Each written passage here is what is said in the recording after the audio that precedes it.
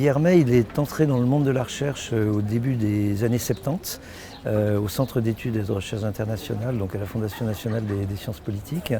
Et il était spécialiste de l'Espagne, plutôt l'Espagne franquiste. Et il a d'ailleurs consacré sa thèse, qui est un monument à l'Église catholique sous le franquisme. Deux énormes volumes qui ont été publiés beaucoup plus tard, parce qu'en fait c'est une thèse, j'imagine, une thèse d'État. Donc il l'a achevé alors qu'il était déjà directeur du CERI. Et ce qui frappe effectivement, c'est l'ampleur de son œuvre, hein. Il faut bien parler d'une œuvre. Donc sa thèse sur l'Église catholique sous le franquisme, il a fait une étude très intéressante, parce que très mal pensante, de la guerre d'Espagne. Et ensuite, il a créé, c'est vraiment sa marque de fabrique, et c'est à ce titre-là d'ailleurs qu'il m'a fait rentrer dans le métier. C'est la raison pour laquelle je suis particulièrement heureux qu'on ait cet entretien avec lui. Peut-être qu'il a eu tort de me faire rentrer dans le métier, mais ça c'est un autre débat. Et il a tout de suite inscrit sa démarche dans une dimension comparative, en créant un groupe de recherche comparatif qu'il co-dirigeait avec Alain Rouquier, qui lui était un grand spécialiste de l'Amérique latine. Donc c'était comparatisme et situations autoritaires. Et la marque de fabrique d'Hermès, c'est effectivement de travailler sur ces deux dimensions, d'avoir une relation très forte également avec une certaine sociologie politique nord-américaine. Alors bien entendu, les grands fondateurs de la sociologie historique du politique, comme Barrington Moore, etc. Mais lui connaissait très bien Juan Linz, grand spécialiste de l'Espagne, mais également grand spécialiste de l'autoritarisme, et avec lequel il avait une relation intellectuelle très forte. Et d'ailleurs, il a traduit en français l'un des ouvrages majeurs de Juan Linz. Mais également Philippe Schmitter et des auteurs qu'il faisait venir dans des colloques, de grands colloques comparatifs qu'il organisait. Et puis peut-être une dernière chose importante à souligner, c'est que Hermès, je ne sais pas exactement le rapport qu'il a à Max Weber, mais il a quand même une sociologie politique très weberienne, parce qu'il travaille beaucoup sur les interstices et les paradoxes de l'histoire. Et notamment dans un de ses livres, à mon avis, les plus importants, Aux frontières de la démocratie, il montre, de cette manière assez provocante qu'il a de raisonner, comment les vrais démocrates ou les vrais bâtisseurs de la démocratie libérale en Europe ont été les antidémocrates, parce que les vrais démocrates voulaient aller trop vite, alors que les antidémocrates étaient forcés de concéder un minimum de démocratie, mais que paradoxalement ils légitimaient du fait de leur enracinement dans une vision plus conservatrice de la société. Et c'est un petit peu de cette manière également qu'il a travaillé sur les désenchantements de la liberté, sur le populisme, en élargissant alors son spectre directement à l'Amérique latine, bien qu'il n'en fût pas à proprement parler un spécialiste. Et peut-être dernière étape que je pourrais évoquer, c'était il y a maintenant 2 ans, je crois. Il m'a demandé si j'étais intéressé par ce livre sur les sources chrétiennes de la démocratie, et naturellement, comme directeur de collection, j'ai immédiatement dit oui, sans même lire le livre, parce que j'étais sûr que ça serait une œuvre originale et érudite. Donc voilà un petit peu la raison pour laquelle je tenais vraiment à ce qu'on ait cet entretien avec Guillermet, parce qu'au fond, il a été un peu le fondateur d'une certaine tradition de sociologie historique et comparée du politique dans laquelle je m'inscris moi-même. Vous avez subi cet enseignement, donc vous voyez à peu près ce que je veux dire par là. Et c'est vraiment lui qui a posé les fondements. Il récuserait certainement le terme d'école française de la sociologie historique et comparée du politique, mais je crois quand même que l'on peut parler, sinon d'une école française, du moins d'une touche, d'un style très très particulier. Et au fond, tous les spécialistes de ce qu'il ne faut pas nommer les aires culturelles français, d'une manière ou d'une autre, sont un peu les héritiers intellectuels de Guillermet. Bon, c'est évidemment mon cas, mais si on prend des gens plus jeunes que moi, comme Christophe Jaffrelot ou Romain Bertrand ou Richard Banegas, ils sont tous un petit peu des Hermès Boys ou Girls, suivant les genres.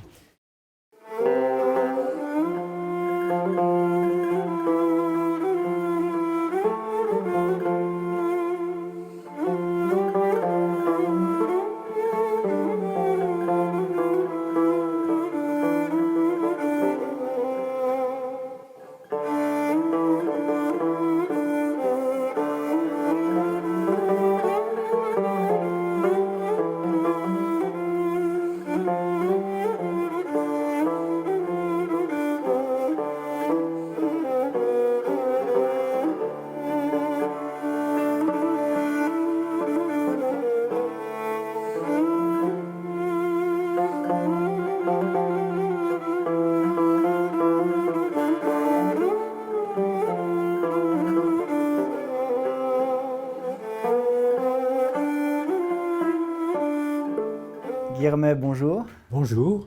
Merci beaucoup de nous recevoir pour Merci à vous de venir ici. cet entretien de la chaire Yves Oltramar, Religion et politique. Nous avons proposé cet entretien pour parler de votre dernier livre, Les Oui. sources chrétiennes de la démocratie, la liberté par mégarde, dans la collection Recherche internationale chez Cartala. Vous êtes politiste, vous avez publié abondamment de nombreux ouvrages sur la démocratie, sur ses différents égarements, Et sur la ses tentations, non-démocratie la aussi. longue démocratie, voilà. On aura l'occasion d'y revenir. Plus d'un millénaire ici d'histoire couverte, mais c'est plus précisément peut-être la dimension contemporaine qui nous intéresse aujourd'hui. On va découvrir ce livre ensemble. Alors avant de rentrer dans le vif du sujet, peut-être pourrions-nous parler un peu du contexte intellectuel dans lequel ce livre s'inscrit. Et pour ce faire, il y a cette comparaison que vous aimez à faire avec la fable de Mandeville dans cet ouvrage. Il serait peut-être intéressant de développer jusqu'où vous tirez la comparaison. Est-ce que vous avez aussi ce regard cynique qu'on sent quand même assez rapidement dans l'ouvrage, qui sont peut-être, on a cette vision simple d'une certaine vision manichéenne entre d'un côté le libéralisme et de l'autre l'Église, mais on parlera peut-être plus tard de pour qui ou dans quelle perspective vous avez écrit ce livre, mais là, dans l'inverse, peut-être contre qui ou contre quoi voyez-vous cette Oui. critique finalement de Oui. l'hypocrisie, d'une certaine hypocrisie d'une théorie démocratique ou d'une vision de la démocratie. Oui. Bon, d'abord, la fable de Mandeville. Donc, Mandeville, c'était, je crois, un Hollandais, enfin d'origine, médecin, mais qui a vécu, je crois, la plus grande partie de sa vie active en Angleterre. Bon. Et alors, il a observé quelque chose, c'est que très souvent, des actions mal intentionnées eh bien, produisaient finalement des résultats inattendus et qui étaient des résultats positifs. Et que donc, finalement, très souvent, les intentions des gens à l'origine de telle ou telle décision ou de telle ou telle action eh bien, n'avaient pas beaucoup d'importance et qu'il ne fallait surtout pas tout vouloir moraliser, justement. Et alors, c'est ça qu'on appelle le cynisme, si vous voulez. Le cynisme ou bien le réalisme, c'est une sorte de volonté de voir les choses telles qu'elles sont, simplement. Donc voilà ce que c'est, la fable de Mandeville. Mais alors, pourquoi moi j'ai été attiré par ça? Ça m'a toujours frappé d'abord. Peut-être parce que j'ai l'esprit de contradiction, mais pas seulement. Pas seulement, j'ai lu à un moment, il y a passablement de temps, peut-être, non, oui, j'étais tout juste étudiant, enfin je commençais ma thèse probablement. J'ai fait 2 thèses, d'ailleurs, je ne sais pas pourquoi. Mais un livre de Jack Goody. Jack Goody est un ethnologue anglais et qui a étudié diverses choses, mais notamment l'Église catholique, le catholicisme romain, vers le 7e, 8e, 9e siècle de notre ère. Et finalement, il a développé tout un ouvrage sur ce qu'il a appelé parfois, c'est pas le titre de l'ouvrage, je ne me souviens plus du titre de l'ouvrage, mais l'héritage des veuves. Alors c'est une drôle d'histoire. L'Église, si vous voulez, au départ était très évangélique, l'Église catholique, orientée de façon tout à fait morale, évangélique. Mais ensuite, à partir du 5e siècle, l'Église, vous me disiez, on s'intéresse au présent, mais il faut bien voir que de très grandes choses procèdent d'actes pas très bien intentionnés. L'Église est devenue riche à partir du 5e, 6e, 7e siècle. Elle a contrôlé des terres, des gens riches lui ont fait des legs, parce qu'ils espéraient ainsi être bien vus au ciel. Et l'Église, eh bien, a procédé de façon anti-évangélique. En réalité, elle s'est dit, on en a fini des conversions massives. Jusqu'au 7e siècle à peu près, c'était des populations entières qui se convertissaient au christianisme. Mais vers le 7e, 8e siècle, c'était fini. On avait converti à peu près toutes les populations, toutes les conversions massives avaient été faites. Donc il fallait trouver autre chose. Il n'y avait plus que les Vikings à convertir, mais ils étaient vraiment trop coriaces, donc ils ont laissé tomber les Vikings pour l'instant. Et ils se sont dit, il y a une autre population qu'il faudrait toucher individuellement. Il faut changer notre fusil d'épaule et nous axer vers des conversions individuelles de chaque personne. Et le meilleur public pour ça, c'est les veuves. Les veuves, elles sont un peu perdues à la disparition de leur mari, tout au moins à cette époque-là.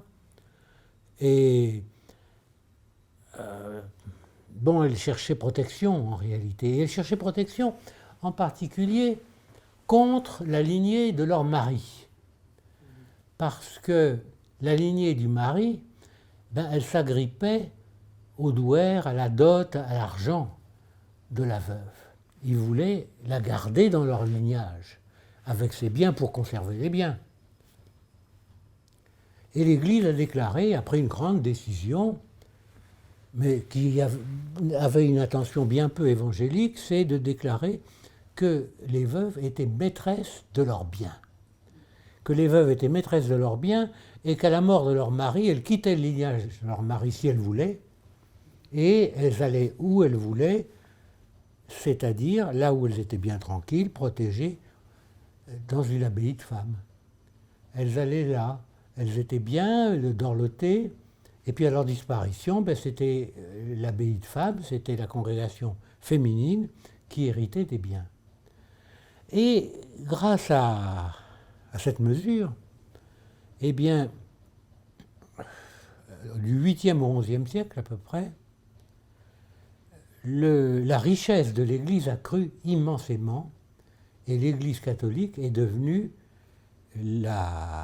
l'acteur, je dirais, l'acteur économique aussi, l'acteur économique le plus puissant en Europe de l'Ouest.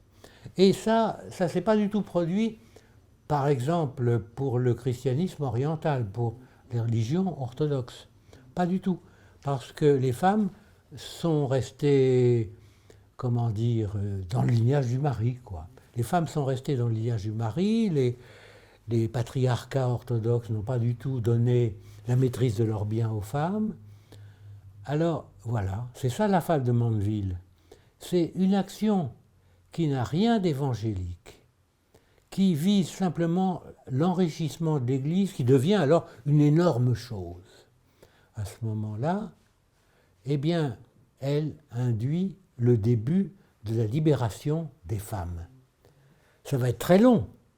Ça va être très long parce que dans des régions, même proches d'ici, probablement dans des cantons montagnards en Suisse ou au Pays Basque, les femmes n'étaient pas encore libérées au XIXe siècle. Et d'ailleurs, les femmes luttent toujours, mais dans des conditions complètement différentes. Ça n'a plus strictement aucun rapport à ce que pouvait être la soumission, la subjection sujette des femmes au 7e siècle. Et le processus a commencé. Et donc le processus majeur du monde chrétien occidental actuel, avec tout ce qui recouvre les notions, les débats sur le genre, ça remonte à cette fable de Mandeville, à cette histoire de l'Église qui, libère les femmes pour mieux se remplir les poches. C'était pas très édifiant, mais ça a eu un effet bien plus bénéfique que beaucoup de mesures qui ont pu être prises par ailleurs avec des intentions beaucoup plus glorieuses, mais beaucoup moins efficaces. Donc voilà, la fable de Mandeville, c'est ça. Et alors, je vous parlais du livre de Jack Goody, j'ai lu ce livre. Donc, quand j'avais, je ne sais pas, 28 ans, enfin un peu vos âges. J'ai lu ce livre et il m'a beaucoup impressionné. Et alors, j'ai toujours remué ça dans ma tête, comme ça, et puis je me suis dit, il faudrait que je fasse un livre, que quand j'aurai le temps, puis un livre, c'est pas très science politique, mon histoire, là, on ne sait pas trop ce que c'est. Donc j'ai attendu très, très longtemps d'avoir plus de 80 ans, mais maintenant on ne va pas me casser les pieds, je fais ce que je veux. Et donc j'ai fait ce livre, Les sources chrétiennes de la démocratie. Parce que c'est ça les sources de la démocratie. C'est la libération des femmes et puis aussi progressivement des hommes. Enfin il y avait des hommes dominants, mais il y avait des hommes dominés. Et donc tout notre monde relativement libéré procède de ça. C'est pourquoi le sous-titre c'est Les sources chrétiennes de la démocratie, ou c'est le titre d'ailleurs, pardon, et la démocratie par mégarde, certainement que l'Église ne se proposait pas de libérer les femmes, pas un instant, pas un instant, il voulait récupérer l'héritage des femmes. Il n'empêche que ça a produit un tout autre résultat. Donc voilà, je ne sais pas si ça vous suffit, mais voilà la fable de Mandeville. J'avais noté un autre exemple, vous permettrez, ça ne fait pas bien de regarder un papier, mais ah oui, il y a eu autre chose aussi, un peu plus tard, vers le XIIIe siècle, au XIIIe siècle, enfin 12, XIIIe, surtout XIIIe. Les papes, qui étaient devenus les maîtres de la plus grande puissance en Europe de l'Ouest, extrêmement riches, avec aussi un personnel formidable, fabuleux. Les gens, en général, les gens qui n'étaient pas religieux, n'étaient pas très instruits, les seigneurs ne savaient pas lire, mais l'Église avait un personnel de clercs, comme on disait, qui savait lire et écrire, qui savait des tas de choses, qui était organisé, qui se contrôlait intellectuellement. Mais l'Église aurait voulu conserver le monopole de cette espèce de pré-État qu'elle avait construit à son bénéfice. Comment ? Face à elle, ou face à lui, le pape, les papes successifs, avaient une entité qui s'était créée, qu'on appelait le Saint-Empire de la nation allemande, qu'on appelle normalement, mais ce n'est pas son vrai nom en allemand, le Saint-Empire romain germanique. Alors, il y avait ça, c'était des princes plus ou moins allemands, enfin il y avait, ça allait jusqu'à Fribourg par exemple, des princes plus ou moins allemands qui s'étaient ligués vaguement pour résister à des invasions venues de l'Est, qui soutenaient des ordres de chevalerie, les chevaliers teutoniques pour résister aux Russes. Mais enfin, c'était très mal organisé. Et puis alors, il y avait, dans un coin, pourrait-on dire, il y avait deux petits royaumes assez minables, le royaume de Wessex, future Angleterre, puis le royaume de France. Alors le royaume de France, il faisait à peu près un département actuel, c'était rien du tout. Et donc les papes successifs ont eu en général, pas toujours, mais presque toujours, une politique qui visait à renforcer ces petits royaumes. Pourquoi ? C'était pour battre en brèche le Saint-Empire romain germanique, pour montrer qu'on pouvait faire autre chose, que c'était beaucoup mieux comme ça, que c'était mieux organisé, qu'ils avaient un début d'armée permanente, tandis qu'en Allemagne, il y avait 350 États, et puis 350 armées de rien du tout. Mais les papes se disaient aussi, mais ça ne va jamais aller loin, ça ne mange pas de pain, comme on dirait vulgairement. Ça ne mange pas de pain, alors encourageant ces royaumes. Ils ont encouragé ces royaumes et qui sont devenus très vite, avec d'ailleurs l'appui des clercs, parce que l'Église mettait des gens savants au service de ces royaumes anglais et français. Ils se sont développés, ils sont devenus réactifs aux volontés de domination des papes. Ils ont complètement refoulé le Saint-Empire romain germanique.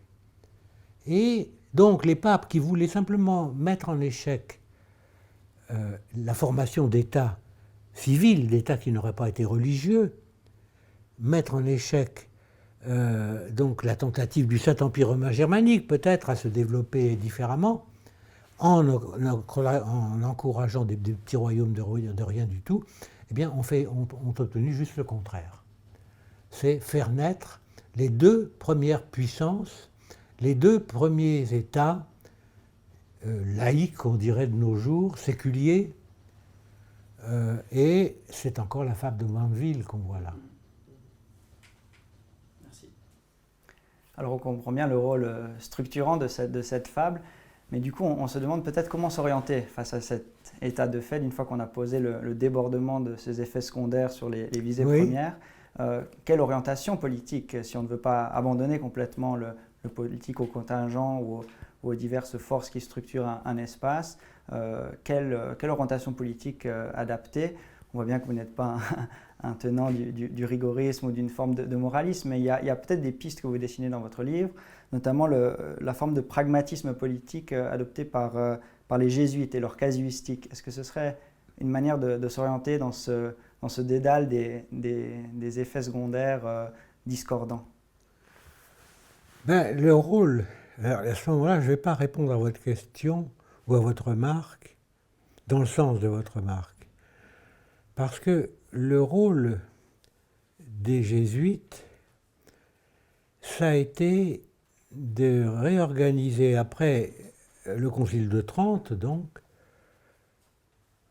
de réorganiser la prédication catholique et le mode de gestion, d'inculcation du sentiment religieux aux fidèles donc non religieux, qui ne sont pas clairs. Et les jésuites ont développé deux canaux, pas seulement deux canaux, mais enfin deux canaux principaux.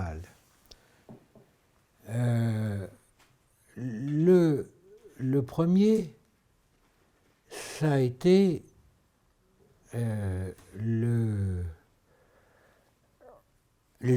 l'éducation. Ça a été l'éducation, ça a été de développer un enseignement organisé, un enseignement cohérent dans des écoles, où les élèves étaient couchés, enfin habités, dans des internats. Dans des internats. Et au fond, ça a été la création d'un enseignement moderne. Auparavant, il n'y avait pas d'enseignement de ce type-là. Il y avait guère que ce soit des espèces d'écoles paroissiales assez minables où on apprenait à lire aux jeunes gens et surtout aux garçons. On ne leur apprenait pas beaucoup à écrire parce qu'on pensait que c'était subversif. Et puis alors à part ça, il y avait les universités où un prof quelconque, enfin pas quelconque, mais un prof se faisait payer comme ça et puis réunissait quelques étudiants autour de lui. Il n'y avait que ça, ou à peu près que ça. Et donc les jésuites ont développé des collèges, tout un système organisé. Et c'était très important. C'était très important, mais ils sont devenus, de ce fait, une puissance un peu rivale. Ils étaient dans l'Église, d'accord, mais en même temps, ils étaient des rivaux de l'appareil séculier, c'est-à-dire des appareils de l'Église qui n'étaient pas dans des congrégations religieuses. Et donc, je dirais que c'est ça qu'ont développé les jésuites. Et puis, ce qu'ils ont développé à côté de cela, c'est une immense ambition d'extension du christianisme occidental, du catholicisme, au monde. Ils ont fait des choses prodigieuses au XVIIe, XVIIIe siècle. Ils sont établis en Inde. Ils ont encore leur dernier comptoir, pourrait-on dire, qui a été annexé par l'Inde, mais enfin, qui est catholique. En Inde, c'est Goa. François Xavier, donc le créateur des Jésuites, ou l'un des créateurs des Jésuites, s'est établi longtemps à Goa. Et puis surtout, alors les Jésuites sont allés en Chine, sont allés au Japon, et ils ont failli réussir leur coup. Et puis, ça a tourné mal avec les Chinois et surtout avec les Japonais qui se sont aperçus que les Jésuites aussi étaient en train de convertir les Philippines et que ça marchait. Et ils se sont dit, ils veulent faire de nous transformer en Philippins catholiques. Donc ils ont été rejetés. Mais sur le plan politique, si vous voulez, je ne vois pas bien quel est le cheminement des Jésuites. Et qui se termine mal d'ailleurs, puisque vous savez comme moi que les Jésuites sont dissous, interdits par la papauté à la fin du XVIIIe siècle, et que ça se répand partout en Europe, et qu'ils seront recréés ensuite, ils seront recréés à partir de 1820 en gros. Mais enfin, les Jésuites n'avaient pas un plan politique très clair. Mais en même temps, alors c'est encore la fable de Mandeville, je suis désolé, parce qu'il y avait encore un troisième point qu'il faut noter dans l'orientation de leur action, c'est la prédication jésuitique. Bon, jésuitique, on ne dit pas beaucoup en français, mais en italien, oui, ça se dit, jésuitique. La prédication jésuitique, c'est une prédication qui se borne à l'organisation des obligations religieuses. C'est le développement de toute une réglementation. Si vous voulez aller au paradis, si vous voulez suivre les désirs de l'Église, eh bien, il faut vous comporter de telle façon, il ne faut pas manger de poisson le vendredi, il faut faire ci et ça. Au fond, ils ont conçu la prédication comme la diffusion d'une réglementation religieuse.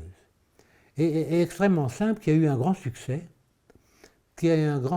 surtout parmi les catégories plus ou moins instruites, parce que, en somme, c'était simple, et ça calmait l'angoisse existentielle des personnes. Évidemment, non, ils faisaient le truc, ils ne mangeaient pas le poisson et tout ça. Et donc, les jésuites, qui étaient suprêmement intelligents, qui certainement ne croyaient pas tellement à la réglementation qu'ils diffusaient, mais les jésuites, eh bien, ont créé, je dirais, la religion moderne du XIXe siècle. Après, d'ailleurs, qu'ils aient été persécutés eux-mêmes. Mais ensuite, eh bien, ça a été ça. Et ce qu'on appelait la trahison de l'idéal évangélique chez certains, que Jacques Ellul, ensuite, disait aussi que, eh bien, le catholicisme, puis Jacques Ellul était protestant, enfin, il est resté tout le temps, et c'est un contemporain. Jacques Ellul a écrit un livre, La subversion du christianisme. Pour lui, le catholicisme, c'est une subversion du christianisme, et c'est cette subversion du christianisme qui a créé la religion moderne, si vous voulez, telle qu'elle a existé très tard, jusque vers les années 1950.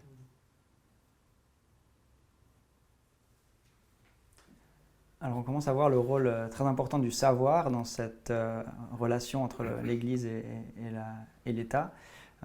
Et dans ce prototype de l'État moderne, il y a le modèle méritocratique, ou en tout cas le modèle peut-être un prototype de technocratie dans ce que vous décrivez. Oui. Vous prenez bien soin de mentionner que les clercs n'étaient pas tous des lumières, mais en tout cas il y a cette dimension-là. Mais il y avait les seules lumières parmi eux. Peut-être. Voilà. Les autres étaient totalement ignorants.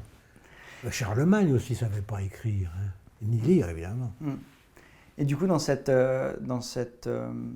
mouvance-là, comment est-ce que vous mettez cette centralité du savoir en écho avec le développement de l'individu rationnel? Parce qu'il y a une autre tradition démocratique aujourd'hui très en vogue, qui est la formule un peu épistémique de la démocratie, soit à travers la délibération ou l'agrégation.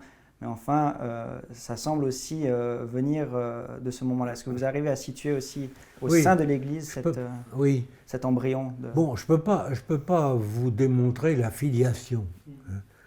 Simplement, on trouve une certaine ressemblance, quoi. Cependant, bon, mais j'y viendrai après, il y a une différence. Donc l'Église a développé un personnel éduqué. Sans doute, c'était la minorité, mais ils avaient les postes de direction. Et on leur a laissé les prendre, enfin, ce qui était un témoignage d'intelligence de la part de la papauté, dans leur choix des évêques, dans l'action des évêques dans leur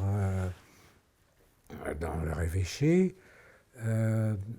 Évêques qui, en plus, ont créé... C'était pas seulement des clercs instruits, les évêques, comme beaucoup de religieux, mais ils avaient un objectif immédiat, c'était d'asseoir leur territoire. Les évêques, les clercs épiscopaux, donc du XIe au XIIIe siècle, au XIVe siècle, ont créé les premiers territoires avec des frontières. Jusqu'alors, ni les entités politiques, ni les entités religieuses n'avaient de frontières. Sur le plan politique, par exemple, on avait le concept impérial qui dominait. Le concept impérial, c'était un concept sans frontières. Un concept sans frontières, c'était... L'Empire, c'était ceux qui reconnaissaient la suprématie de l'empereur. Mais peu importaient les frontières, puis c'était tout le temps fluctuant, par les guerres ou par les choix simplement. Et donc, l'Église a, de façon déterminée, développé une ressource de personnel clérical exceptionnelle. Et elle savait pourquoi. Elle savait pourquoi. C'était toujours pour dominer, et dominer directement, ou alors, je dirais, prêter du personnel aux princes. Quand les princes avaient besoin d'un secrétaire général, si vous voulez, on dirait aujourd'hui, si vous voulez, eh bien, ils s'adressaient à l'Église qui leur envoyait un spécialiste et un espion. Donc c'était vraiment une entreprise calculée à partir du XIIe siècle, surtout, de ce qu'on a appelé la réforme grégorienne du pape Grégoire VII, et d'où procède le monde moderne. D'ailleurs, des gens m'ont reproché à propos de mon livre en disant « mais c'est ça qui est important, c'est ça que fait l'Église, c'est pas votre histoire d'héritage des veuves ». Mais simplement, ça commence avec l'héritage des veuves, c'est plusieurs siècles avant. Alors, l'Église joue sur tous les tableaux. Et donc là, eh bien, elle invente le prototype de l'administration moderne. On ne peut pas dire l'État, parce que l'État, c'est quelque chose de séculier, c'est quelque chose qui n'est pas régulier, ça serait abusif. Mais c'est l'administration moderne sur laquelle se fonde l'État. Alors maintenant, la politique épistémique, les savants épistémiques, c'est tout bêtement aussi un peu ce qu'on appellerait la technocratie finalement. Alors, bon, ça ressemble comme ça, c'est des gens instruits, mais tout d'abord, c'est des gens instruits face à un monde instruit. Ils ne sont pas tout seuls, ça ne marche pas bien, et leur pouvoir n'a rien de comparable, même si on peut comparer à certains égards, mais ça ne va pas aussi loin. Rien de comparable au pouvoir des clercs que mandatait l'Église dans les royaumes pour les espionner et les diriger. Pas grand-chose à voir. Et ensuite, eh bien, nos technocrates, là, n'ont pas d'Église. Ils n'ont pas un acteur central qui sait ce qu'il veut, qui veut dominer. Ils veulent dominer, bien sûr, mais ils n'ont pas d'accord entre eux. C'est beaucoup plus faible. C'est beaucoup plus faible comme acteur qu'était l'acteur représenté par les clercs au XIIe, XIIIe siècle. Une forme d'hétérarchie peut-être? Comment? Une forme d'hétérarchie de... Oui, c'est ça, c'est Oui. une forme d'hétérarchie, si vous voulez, oui, maintenant. Et alors à l'époque, c'était une quoi? Une hiérarchie, mais hiérocratie, c'était une hiérocratie. Une hiérocratie, on veut des craties comme ça. Une hiérocratie, c'est un système de commandement où dominent les clercs. Alors de ces sources chrétiennes, on voit dans votre chapitre sur le XXe siècle comment ça devient progressivement une ressource aussi pour des partis qui se revendiquent explicitement d'un référent religieux. Aujourd'hui, le débat d'identité autour de ces partis chrétiens ou chrétiens sociaux est assez intense, notamment en Suisse. Est-ce que, à votre avis, il y a toujours une sorte de ressource malgré le fait que l'Église s'essouffle à courir après le politique, comme vous le notez, ou bien est-ce que ce n'est plus qu'une tare que ce c'est dans ces partis Oui, oui. Donc je crois qu'à cet égard, la religion, la référence au catholicisme et même au protestantisme en Suisse ou aux Pays-Bas ou dans les pays scandinaves, c'est quelque chose de passé, de dépassé. La Suisse est à contre-temps là-dedans, et d'ailleurs je crois que ça ne joue plus tellement, mais la Suisse est à contre-temps parce que regardez, d'abord, les pays où cette idée qu'on devait pouvoir créer, développer des partis catholiques ou des partis protestants, surtout des partis catholiques, au XIXe siècle, cette idée n'a pas pu se développer, n'a pas été acceptée, en somme, y compris par la papauté d'ailleurs, pas seulement par les chrétiens ou d'autres, mais par la papauté, n'a pas été acceptée en France, n'a pas été acceptée en Espagne, par exemple, qui étaient pourtant des pays au XIXe, parce que c'est au XIXe siècle que ça a été lancé, ce mouvement, et qui s'est développé à la fin du XIXe siècle. Et par exemple, en Espagne, c'est la papauté qui a interdit qu'on développe un parti catholique. En France, il y a eu des essais avant 1939, avant la guerre, mais ça ne s'est jamais développé. Et puis alors un parti, le mouvement républicain populaire, le MRP, après 1945, ça a duré à peine une dizaine d'années, ça s'est parti en flèche, mais ça n'a pas tenu, parce que je crois que la France était un pays, certes à l'époque encore catholique, mais tout à fait déclinant. Et puis ça s'est effondré brutalement à partir des années 60. Alors ailleurs, au contraire, les partis catholiques, jamais tellement les partis protestants, sauf aux Pays-Bas et encore, les partis catholiques ont joué un rôle clé en Allemagne et en Italie. En Allemagne, c'était spécial comme contexte. Je ne sais pas si c'était parce que l'Allemagne était tellement religieuse ou tellement catholique. D'abord, elle était mi-protestante, mi-catholique, comme aujourd'hui. Mais en Allemagne, le parti catholique, qui s'appelait Zentrum, hein, le centre, le parti catholique s'est développé par réaction contre l'attaque de Bismarck, du chancelier allemand, contre les catholiques. Il trouvait dommage, regrettable que l'Allemagne, au fond, ait une très forte minorité catholique. Ça en faisait un pays inférieur dans son esprit.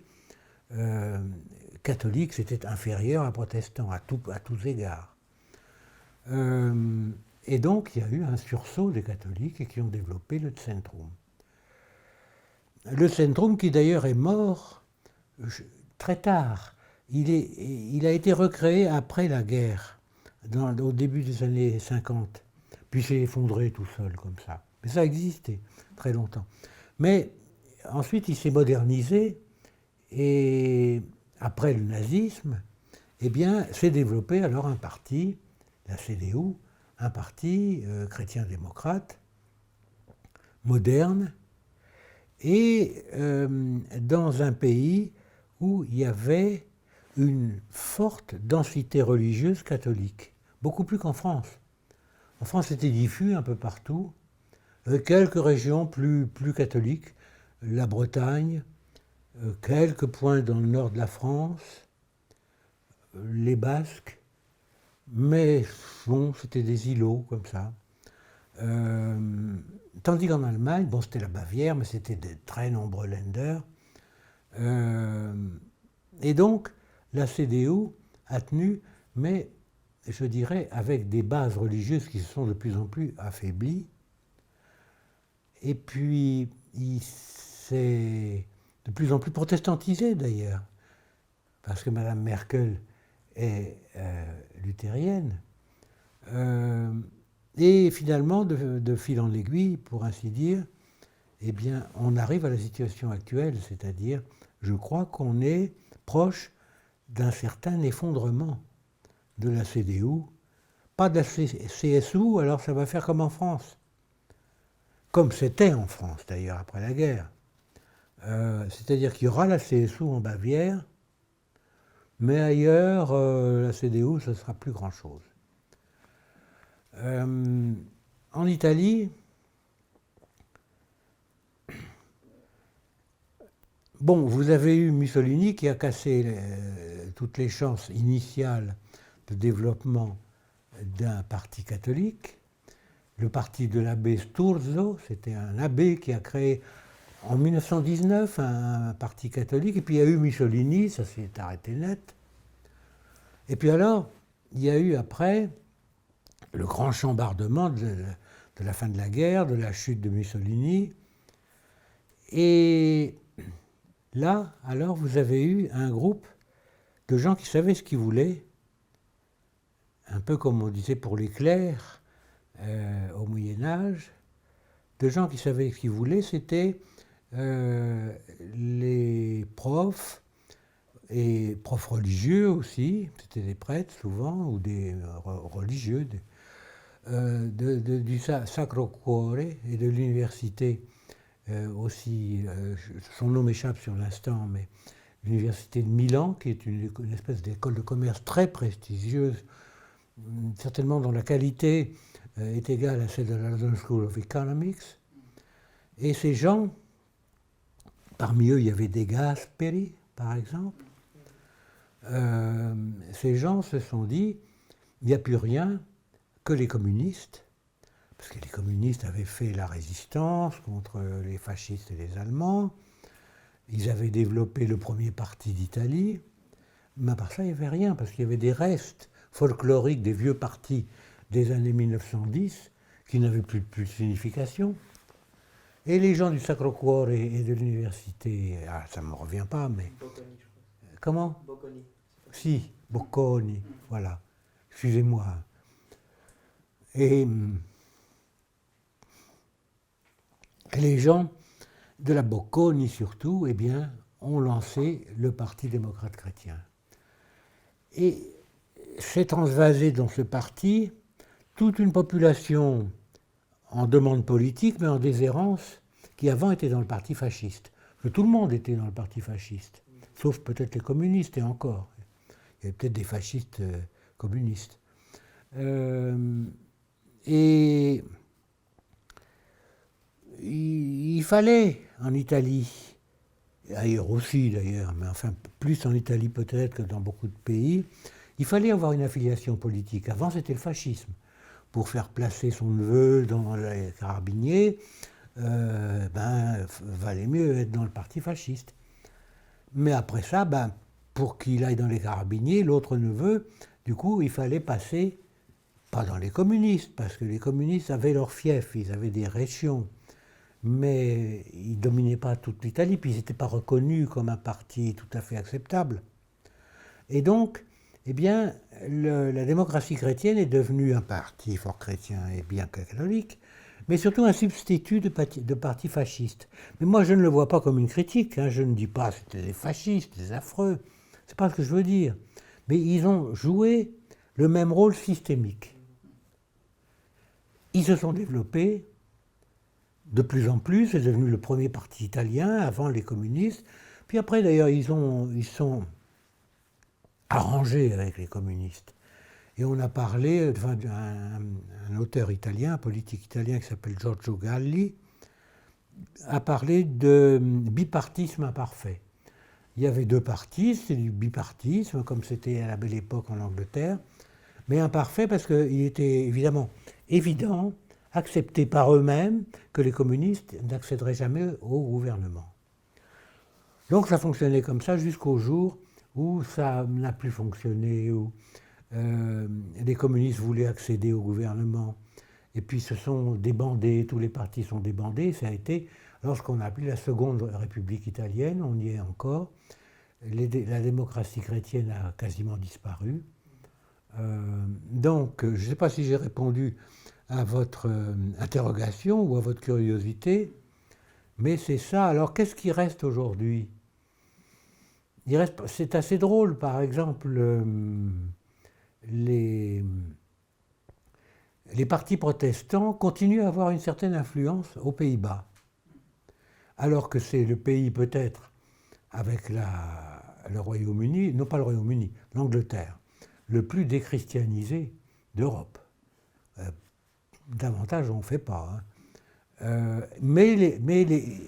Sans religion, les partis protestants restent protestants, quoi. C'est assez curieux. Alors, dans les pays scandinaves, non, je crois que pratiquement c'est vraiment folklorique. Alors, il y a l'Angleterre, et je distingue toujours l'Angleterre, puisque bien sûr les confessions religieuses sont différentes, presbytériennes en Écosse, catholique anglicane en fait, enfin anglicane mais en Angleterre, et puis différentes aussi, enfin indépendantes au Pays de Galles. Alors c'est un pays qui n'est pas moins déchristianisé que les Pays-Bas, mais qui tient à un fil, qui tient à la monarchie et qui tient à la reine, et avec les histoires que les zigotos qu'il y a dans la famille royale, avec ça, ils ne sont pas aidés. Ouais. Donc à part quelques tentatives de souffler sur ces braises, il n'y a pas vraiment, de manière de relancer cet héritage ou ces sources. Si. Mais peut-être pas en Europe de l'Ouest. Peut-être d'ailleurs en Europe de l'Ouest, j'en sais rien, mais en Amérique latine, dans certains endroits côtiers de l'Afrique subsaharienne, enfin très subsaharienne, côtière. Là oui. Là oui. D'ailleurs, on voit bien au Brésil, Bolsonaro finalement est une espèce d'évangélique et bien d'autres. Alors là oui, le néo-protestantisme, ou on n'ose pas dire néo-catholicisme, mais enfin, certains catholiques, certains courants charismatiques, les charismatiques catholiques,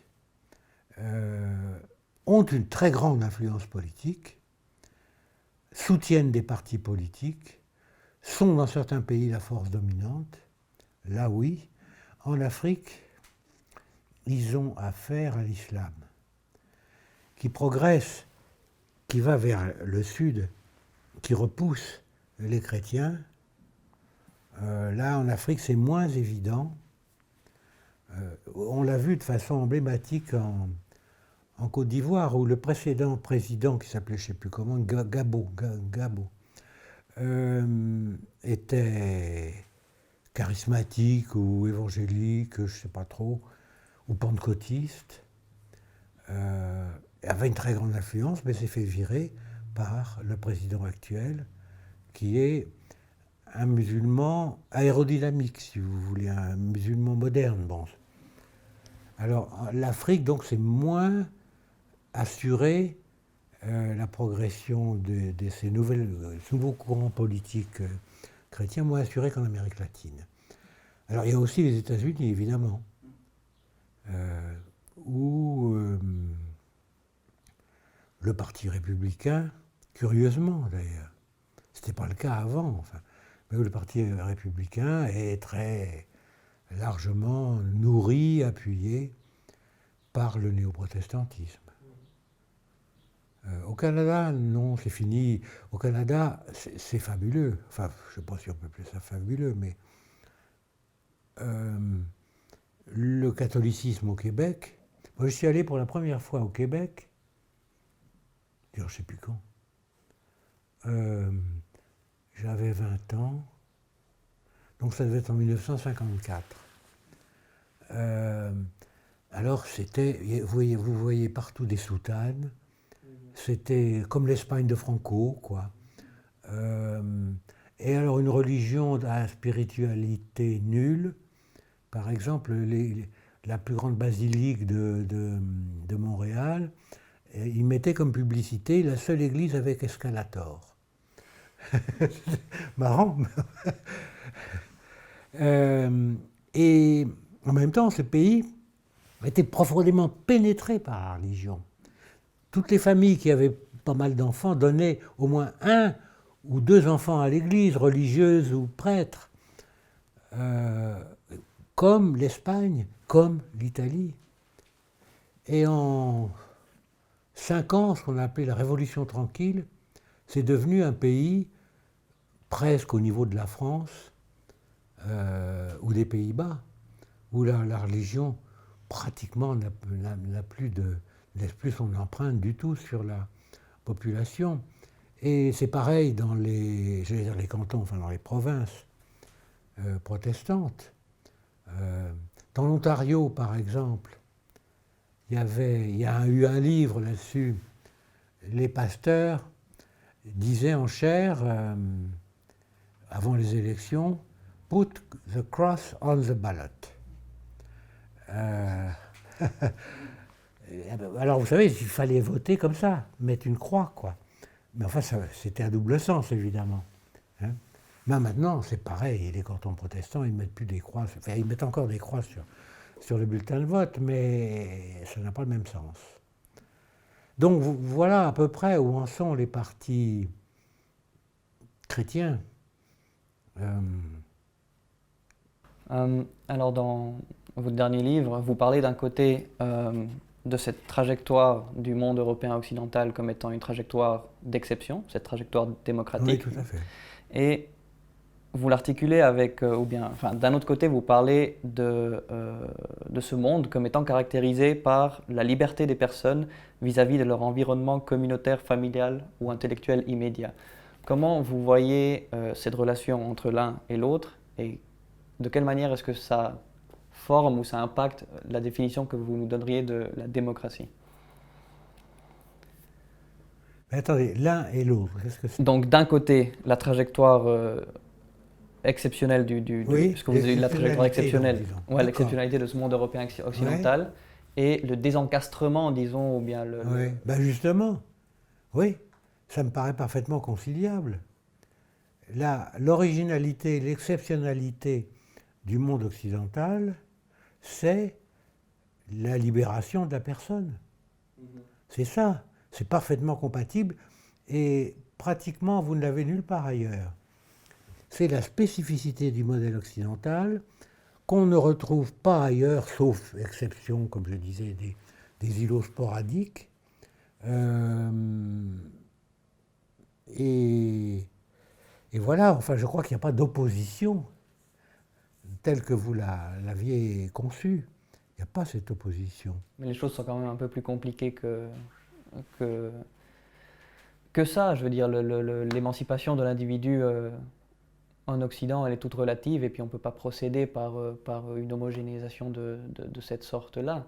Il reste quand même pris dans les raies de sa société. Peut-être ces raies ne sont pas compris comme immédiatement familiaux ou communautaires, mais ils ont une composante quand même justement communale, quoi, même si cette communauté, disons, est peut-être un peu plus élargie. Et il y a là, il me semble, quelque chose de profondément illusoire dans le fait de croire que cette émancipation de l'individu est quelque chose d'accompli ou de forcément lié avec la démocratie. Ah bah oui, non. D'abord, je ne crois pas qu'elle soit liée avec à la démocratie. Enfin, c'est un accident. C'est un accident, ça s'est développé comme ça, dans des situations où on avait affaire à des ensembles politiques démocratiques ou dits démocratiques. Ça oui. Que, en même temps, l'autonomisation de la personne soit imparfaite, qu'on assiste même à des retours quand il y a des coups durs, des guerres, ou ce qu'il y a maintenant, la pandémie et compagnie, à des retours à des attachements communautaires, à la famille, bien sûr, que des sondages montrent que la première valeur, pas pour tout le monde, mais pour peut-être la majorité des gens dans nos sociétés, c'est la famille. Ça, c'est vrai. Oui, c'est imparfait. Je ne prétends pas qu'on soit arrivé à une autonomisation absolue, cruelle, drastique. Non, bien sûr que non. Mais simplement, ça dresse un immense fossé entre ce qui se passe dans la plupart des autres sociétés. Alors, je n'ai pas parlé parce que je ne sais pas quoi dire, de l'espace slave et orthodoxe, de la Russie et puis des pays des Balkans et de l'Europe centrale. À certains égards, ils ont été libérés par le communisme. Parce que c'est des sociétés, je ne suis pas très spécialement sympathisant du communisme, mais le communisme a tout cassé. C'était des sociétés très arriérées, très autoritaires, très patriarcales, qui ont été complètement démantibulées et individualisées, mais dans le sens goulag. Parce que, évidemment, il y avait un individu dans la famille qui partait au goulag pendant 15 ans et on n'avait pas le droit de lui écrire. Alors là, pour détacher les gens, on ne fait pas mieux. Et donc, l'ancien monde de l'Europe post-communiste a disparu. Sauf quand la religion a un peu résisté. Alors, elle a beaucoup résisté en Pologne. Elle a un petit peu résisté en Hongrie. Et puis, maintenant, je sais pas que dire de la Russie, enfin, parce que, si vous voulez, j'ai souvent écrit ça, le patriarcat de Moscou, le patriarche de Moscou a toujours été le chapelain du chef d'État, le chapelain du tsar, soumis, quoi, et maintenant de Poutine. La religion, oui, elle se porte encore bien, on lui laisse des propriétés superbes. Est-ce que, par contre, les Russes sont aussi attachés à la religion que ça? Il y a les vieilles dames qui ont toujours résisté, y compris sous Staline, mais les autres, je ne sais pas. Je ne sais pas que dire du monde orthodoxe. Alors, quelle définition de démocratie employez-vous dans vos travaux, ou bien quelle définition donneriez-vous? J'utilise dans mes travaux en général une définition bateau de la démocratie pour être compris. Et puis je ne veux pas avoir l'air d'un révolutionnaire que je ne suis pas. Donc, dans mes travaux, et puis la plupart des politologues définissent la démocratie comme le régime pluraliste. Un régime pluraliste à élection, un régime dans lequel on peut s'attendre à celui qui a remporté les élections accède au pouvoir, et celui qui a perdu les élections quitte le pouvoir. Donc je dirais qu'on ne peut pas dire grand-chose de plus. La démocratie palpable, c'est ça. Sauf que déjà là, ça coince. Parce qu'on sait très bien qu'aux États-Unis, par exemple, du fait du mode de scrutin, mais qui est conçu pour ça, eh bien, les présidents sont élus de façon minoritaire en général. Ils ont moins de voix que celui qui perd. Enfin, pas toujours, mais très souvent. En France, les présidents, c'est pas tellement que le système électoral soit tellement manipulé, mais du fait de l'abstention et du fait des votes contre, des autres candidats, le gagnant, le président élu, a en général 25% des suffrages possibles. 25%, un quart. Alors, donc, démocratie pluraliste, hein, bon, d'accord. Alors, sinon, il y a d'autres définitions où on ajoute à ça, ou même on considère que c'est primordial, l'état de droit. Les règles de droit, on ne fiche pas les gens en prison en arrêtant leur avion, je ne sais plus où, à Minsk. Enfin, tout ça, on est correct. Alors oui, mais alors ça conduit très loin. On ne sait pas où s'arrête, si vous voulez, tout cela, l'état de droit, la correction. Alors, simplement, la démocratie, alors, ça peut être simplement le régime qui ne pose pas question, sur lequel on ne pose pas de questions, le bon régime. Le bon régime, alors, c'est ce que certains centres de recherche américains, par exemple, comptabilisent. Il y a 80 démocraties, 82, il y en a 3 de moins, mais 2 de plus. On ne sait pas trop ce que ça donne. Alors, pour moi, donc la démocratie est un régime supportable. C'est peut-être, pour l'instant, le meilleur régime. Simplement, c'est pas ce qu'on croit, c'est un régime mixte. C'est un régime mixte. Donc le bon régime est le régime mixte, appelé démocratie, c'est ma définition, qui comprend deux éléments. Un élément d'autorité, c'est Aristote qui l'a déjà défini comme ça. Un élément d'autorité, il faut une catégorie de gens instruits, des clercs en quelque sorte, des technocrates et puis des hommes politiques formés, blanchis sous le harnois, mais ouverts aux demandes populaires, soit par générosité, c'est très possible, soit parce que si on ne s'ouvre pas aux demandes populaires, on va se faire balancer. Donc la démocratie, pour moi, c'est ça, c'est ce type de régime mixte, le bon régime, et on ne peut pas avoir autre chose sinon c'est de l'hypocrisie. Une question peut-être un peu plus personnelle et très brève, très simple. Pour qui écrivez-vous?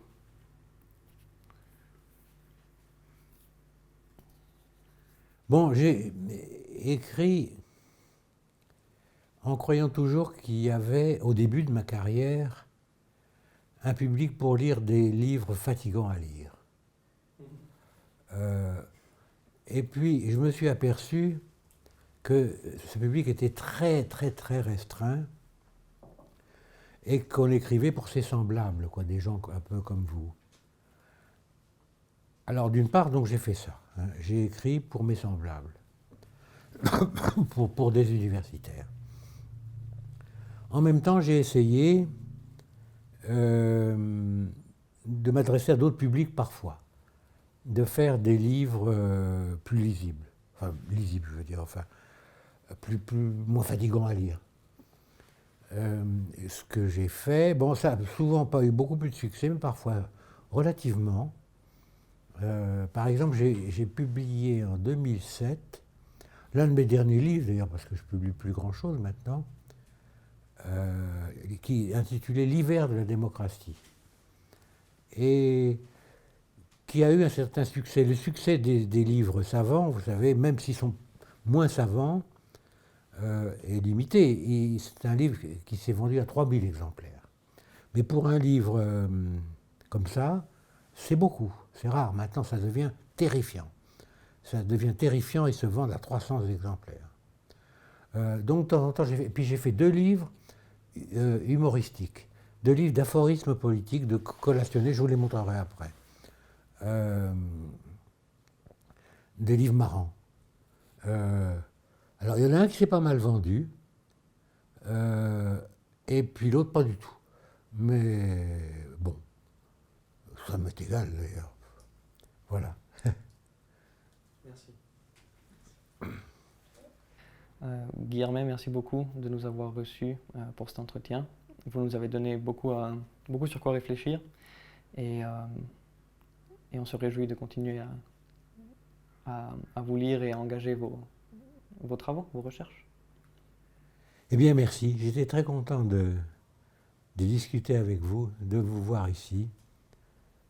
Je ne sais pas si vous continuerez à voir mes travaux, j'en ai fait peut-être beaucoup trop, mais vous les connaissez et ça me rend heureux.